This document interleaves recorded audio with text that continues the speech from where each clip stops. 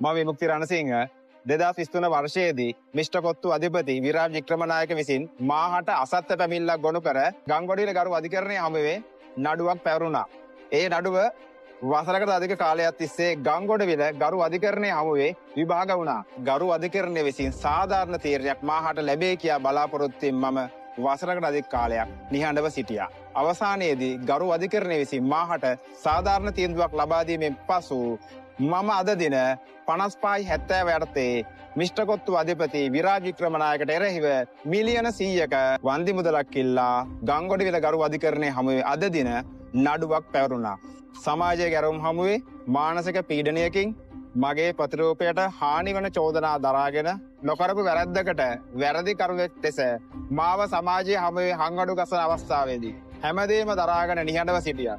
ඒ ගරු අධිකරණය කෙරෙහි තිබූ විශ්වාසය මත ඒ ගරු අධිකරණය විසින් මම නිවැරදි කරුවෙක් ලෙස සාධාරණ තීන්දුවක් මාහට ලබා දෙමින් අධිකරණයේ ස්වාධීනභාවය තව තවත් ඔප්පු කරා. සමාජ අසාධාරණ ඉදිරියේ නිවැරදි කරුව වැරදි කරවන අවස්ථාවලදී අපිට පිහිට පතන්න නැත්තේ එකම ස්ථානය ගරු අධිකරණය විතරයි. ඉතින් තවදුරටත් අපි විශ්වාස කරන්නේ ගරු අධිකරණයේ ස්වාධීනත්වයයි. ඉතින් අධිකරණයේ හමුවේ යුක්තිය හැමදාමත් දිනනවා. ජය වේවා.